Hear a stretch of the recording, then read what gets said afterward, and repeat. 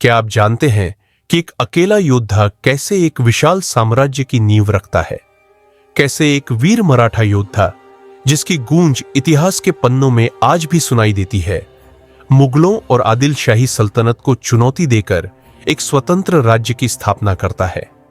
आज हम बात करेंगे उस महानायक की जिनका नाम सुनते ही दुश्मनों की रूह कांप जाती थी, छत्रपति शिवाजी महाराज।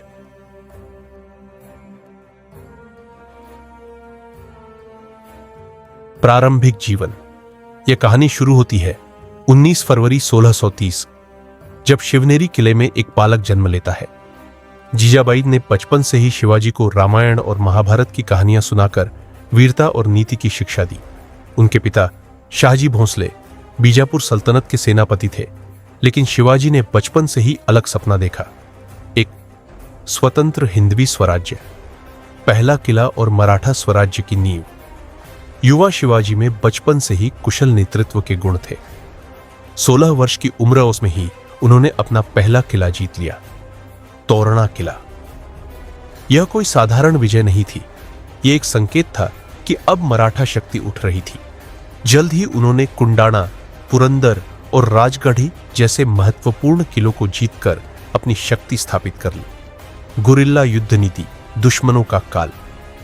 शिवाजी महाराज ने सीधी लड़ाई से ज्यादा गुरिल्ला युद्ध नीति, गणिमी कावा को अपनाया।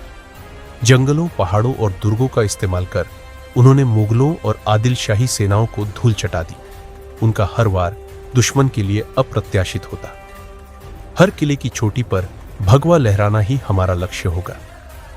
शिवाजी महाराज, अफजल खान का संहार, मराठा शौर्य की सबसे बड़ी परीक्षा। 1659 में बीजापुर सल्तनत ने शिवाजी को हराने के लिए एक विशाल सेना भेजी। इस सेना का नेतृत्व कर रहा था क्रूर सेनापति अफजल खान। अफजल खान ने धोखे से शिवाजी को खत्म करने का षड्यंत्र रचा, लेकिन शिवाजी महाराज को उसकी मक्कारी का पहले से ही आभास था।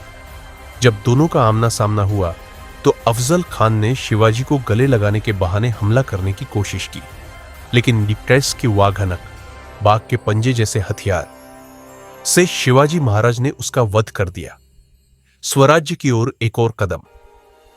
अफजल खान की हार के बाद मराठा सेना ने तेजी से दक्षिण भारत में विजय अभियान शुरू कर दिया।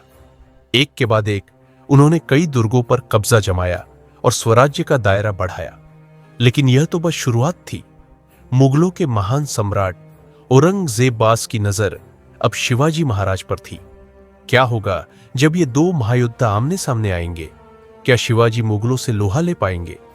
जानने के लिए जुड़े रहिए अगले भाग में, जहां हम आपको बताएंगे कि कैसे शिवाजी महाराज ने औरंगजेब को चौंका दिया और कैसे उन्होंने मराठा साम्राज्य को और मजबूत किया। अगर आपको हमारी यह प्रस्तुति पसंद आई हो तो वीडियो को लाइक करें, शेयर करें और चैनल को सब्सक्राइब करना न भूलें। जय भवानी, जय शिवाजी।